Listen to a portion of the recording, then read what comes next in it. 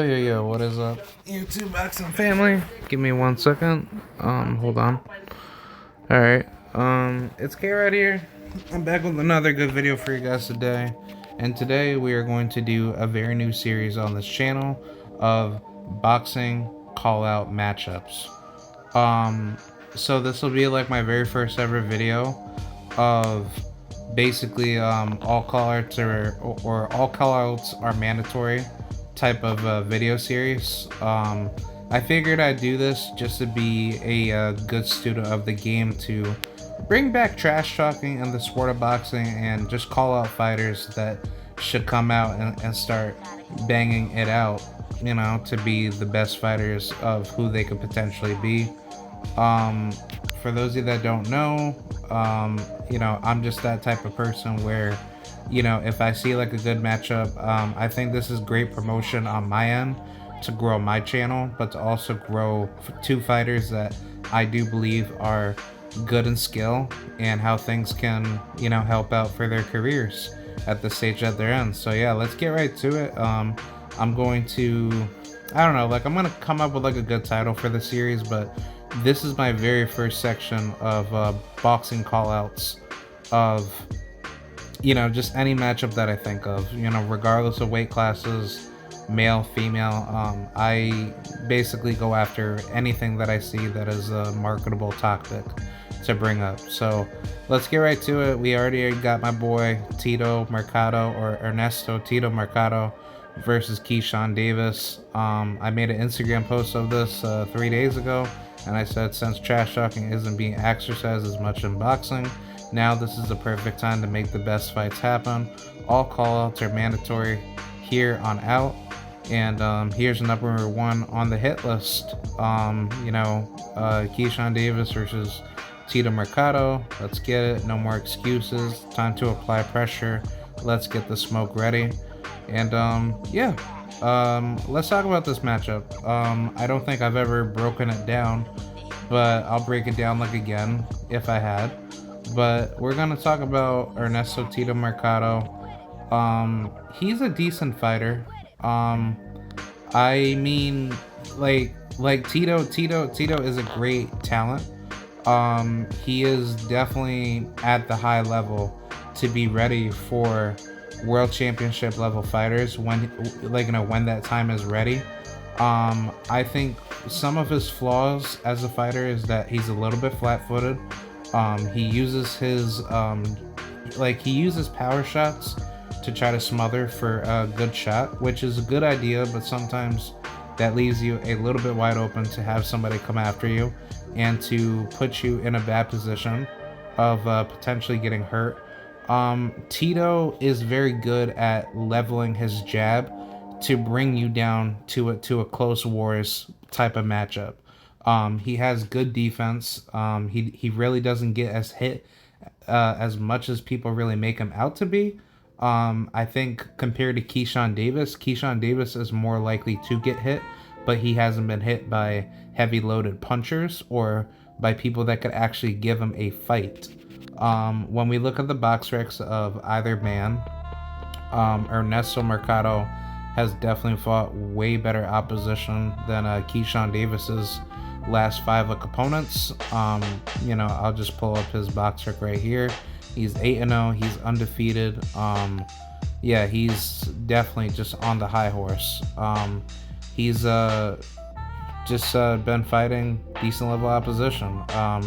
Not the best opposition, but out of his last 5 opponents, they've been mostly positive records. He fought Jose Zaragoza, not too good of a fighter himself, but still, you know, it's decent opposition.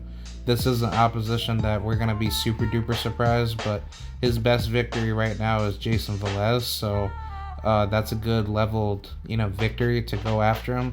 Obviously people would say, oh nah man, Jason Velez, he's not that good, but this is a man that's only been stopped 3 times now. But comparable to the rest of his resume, he's only been losing to guys that are actually a lot younger than him. Compared to back when he was younger, he wasn't getting stopped. A lot of people don't look at that. They just think like, oh well, once he gets stopped a couple times now means that you're like, you're hot, you're hot garbage, and that's not true. Tito Mercado got matched up very well with a very heavily game Jason Velez, and not to mention this is the same Jason Velez that almost won against Wesley Ferrer, in which he only got knocked down like one time in that fight. But Wesley Ferrer, he was heavily game in that fight too. But Velez could have he could have easily beat Wesley. He just didn't have the right strategy coming in, and unfortunately he lost. But I mean, ever since then, like, just losing to Tito isn't like the end of the world for him. I don't know how much longer he has left in the sport. I mean, he's had over 41 fights, so I don't think Jason needs to prove anything else. I mean, he tried his best to try to go for world title glory, but I think the problem is just that he doesn't possess like the skill set that puts him, in a good position to be successful, and that's why he's had, quite a tough road. But I mean, he's had a very good career. He's had over some pretty good, pretty good victories, up against decent level opposition. He's beaten, some valuable names, but he's fought up against the best opposition, in which, he ended up losing to. But still, it still shows that a Jason Velez victory is still like a journeyman level resume win. But looking at where the progression is with Tito, he knows how to, level himself, as a veteran, on Jason's end to be a tough opponent. He's not gonna let nobody knock him out easily. Jason Velez is a very difficult opponent himself, and he's nobody to be played with. He can knock you out, or you're gonna knock him out, or you'll just cruise to a decision depending on how the fight goes. So I say at this point, Ernesto is definitely on the high horse. He's definitely putting himself in a better position to be fighting a lot more consistently with guys that are willing to fight him, and that's a very good level fighter like him. And he's definitely developing. He's not the finished product yet, but he looks to be the more dangerous fighter compared to Keyshawn Davis, which we will take a look at Keyshawn Davis's resume. Who's this? This guy right here. Oh nah, screw that. Like, I was thinking he was a decent fighter, but nah, he's not. But yeah, let's go over to Mr. Keyshawn Davis. I'll just search him up over here. So Keyshawn Davis, blah blah blah blah. Yeah, alright. Yeah. But Keyshawn Davis, he's 6-0. He's had 5 knockouts so far. And as far as like what he's going through right now, he's going to be facing up against Juan Carlos Burgos, and I think this is a very good fight to have for Keyshawn Davis. 23 years old, 5'9" with a 70-inch arm reach. Not too sure about Ernesto's physical vitals. I'm pretty sure he's almost around that height. Well, yeah, he's actually taller than Keyshawn, but 5'10". Not too sure about what the arm reach is. I'm pretty sure it's definitely in the high 70s, if not closer to it. But yeah, Ernesto, he's definitely gonna look to be the more taller, longer fighter. I think he's gonna beat Keyshawn. But as far as how this matchup is, it's a very, competitive fight. I think that's how this fight will go down. I don't think Keyshawn Davis is gonna have, the easy road with just trying to outbox Tito. I think Tito, where he's at right now, he's definitely growing into his man strength a lot faster, and Keyshawn is still developing as a physical based fighter to see where his physicality is. The strengths that Keyshawn Davis has compared to Ernesto Tito Mercado is definitely the how should I say? I would say I don't want to say the ring IQ. The defense. I don't think his defense is anywhere good. I guess maybe without the power department, he might be neck and neck with Tito. He knows how to set his power shots effectively. So he's not coming in there to just basically go for broke and hopefully he gets up the knockout. He does box first before he goes out there and tries to like knock you out. So, it's a good opponent to, it's a good strategy to have when you go in there with an opponent that's not afraid to back down. And out of his 6 fights so far, he's had a very good development of where he's at with his career. I would say his best victory so far is against definitely the I'd probably say the Omar Tienda guy. He's a tough guy. I've seen him fight a couple times on PBC. He fought against Giovanni Santillan, and then he fought Dennis Galarza, which that was a very competitive fight at one point in time. He's fought some really heavy level opposition. So it's not like he's a borderline journeyman. It's just that he just hasn't been able to like do the things that he wants to do in his career because everything has kind of just been on the up and down section of his career. But yeah, I think where things are at right now with his career, he's definitely not ever going to be boxing for for that much longer. So I think with Omar's remainder of what he does, either he'll probably end up being like a gatekeeper or probably just like a journeyman. He's gonna have his wins here and there and his losses in other sectors of his career. But I think it's just best to say that there's no need to like really prove yourself if you're not going to be able to get those high quality victories. And that's really the biggest issue with a victory over this guy for Keyshawn, because he's not a big threat, and nor was the other guy before Omar was a threat to him either. He stopped both of them. So it's not like he's facing these positive record opponents that are coming in with high level skill, because if that was to be the case, then Keyshawn Davis should be fighting a guy like Abdullah Mason. He should have been fighting Tito Mercado. He should have been fought a guy like I don't know, Abel Mendoza. His record is very suspect himself, but he should have been pushed his career to have like a title. Like, you have 33 fights, but where are you going with your career? You're fighting 6-rounders in a sense of which you barely won your most recent fight, but then ever since then it's like what are you doing so far? It seems like you're not really wanting to fight the best. But that's the same thing with Keyshawn. You're 6 fights in. I think it's time for you to wake up and look into the mirror and say, look, I need to face tougher opposition. Well, I need to be put in this position because that's how it's going to be if you're going to stay, at the level that you're in right now. And then people are going to continue hyping you up thinking that you're good. But if you're not putting in that work, then there's no excuse being made. You have to go out there and prove it. So that's pretty much my problem with Keyshawn.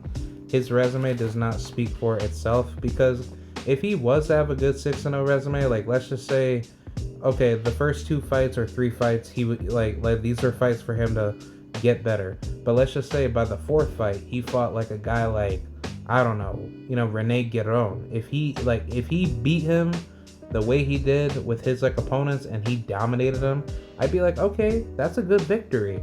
Same thing with Brian Flores. He's a very good ass fighter too. Not a lot of people know too much about him. He's a tough, rugged Mexican fighter. If you went around and stopped him, that would speak volume. If you stopped Raymond Murataya, that would speak a lot of volume. Nahir Albright, if you beat him within under 10 fights and just destroyed him, like, that would speak a lot of volume. But the reason why he's not doing that is because of how he's moving. He's fighting opponents that we know he's going to win. But if he's not fighting opponents where we don't know if he's going to win, then that doesn't make him a better fighter compared to Ernesto Mercado. I think Ernesto Mercado, when you look at the resume, it's not the best yet, but he's not a finished product, and that's why that I said, he's a decent fighter. He has everything in the tool bag to be a high level, world class, level fighter. But we just have to wait and see, because he's on the developmental stage. That's a good load of building up a fighter properly, but he's also wanting to take bigger challenges. And I mean, by any means necessary, Ernesto did the right thing of going after guys that have way more fighting experience than him, but he took the risk in fighting them, because it's like, look, he beat up on this 32-year-old guy. To anybody's knowledge, or to anybody's level of how they see fighters that should be built up, you should be facing guys that are at least around your same record. You shouldn't be going anywhere past the record that you're fighting at, to say okay, you're 5-0, so you should be facing guys that are around your record. Like, face a 5-1 guy or face a 7-1 guy. Don't be facing no guy that has 30 plus fights and they're 25-6. That's obviously a veteran level fighter. They've already been through the trenches, but it's you have to look at where their skill level is. If this guy is on the road of becoming a very good fighter, and he's coming in to win, and you still want that smoke, that's a very, very good opponent. But if you're fighting some same record fighter, but he's a journeyman, he's not coming in to win, then that's not a good level victory. That's not a good victory to be going up against some guy that's 20-12, and when you look at his last 5 fights, he lost 3 of them, and he barely won 2 of them. That doesn't make you better, as an opponent compared to the previous fights that, this guy has been in. So, either way, looking at the picture between Keyshawn Davis and Ernesto Mercado, this is a very, very good fight. I think Ernesto, he will get the victory, but it's not going to be easy. It's going to be a tough fight early game and mid game.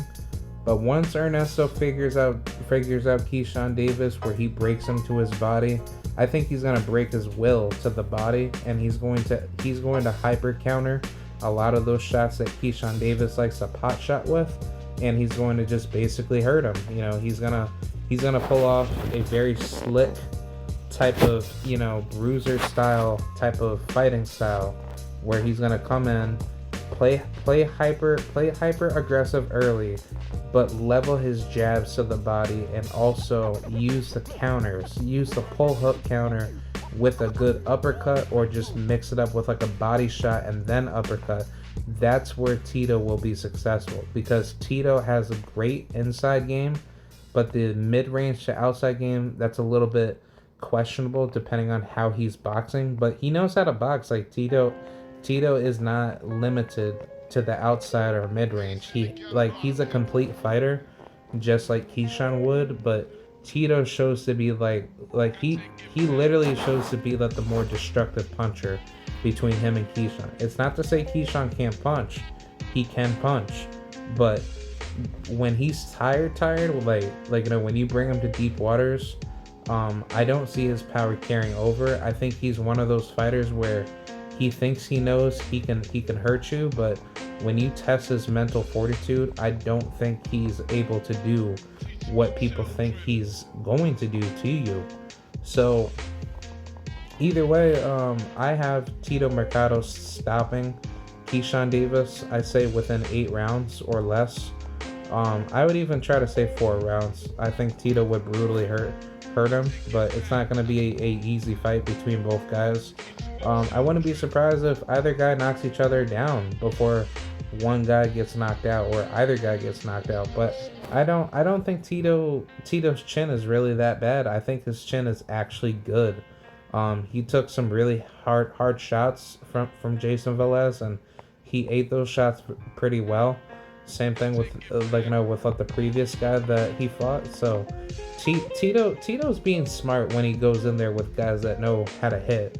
Obviously, these are not like the best opponents that he's been in there with, but it's something to start off with, and it's something to be, to be proud of fighting, because these are guys that are veterans, and if you're able to kick it high and tight with veterans before you face like the top 10s or top 15s, I think that's where Tito is, in a good position, and I'm proud of him for that. But yeah, Keyshawn Davis, I don't think he's really doing anything supremely good, but I think based off of what we're seeing so far, he doesn't really scale as high as what people try to make him out to be. So only in due time we'll probably see what's gonna happen, with him and Ernesto. But yeah, this is a good fight. Let me know what you guys think. And this is my very first episode of boxing callouts, section. I'll probably just call it the boxing callout zone. But yeah, this is my very first little hit piece of it. I would label it like all callouts are mandatory, but I'll just call it the boxing callout section or the callout zone. So yeah, this is episode 1 of my little series that I'm doing, and let's build this up, and I'll continue to keep giving you guys some good fire ass matchups. So yeah, this is K-Rod signing out. Thank you guys for watching. Salute to the mighty LDBC TWT, and I am out. Peace out, y'all. Bye.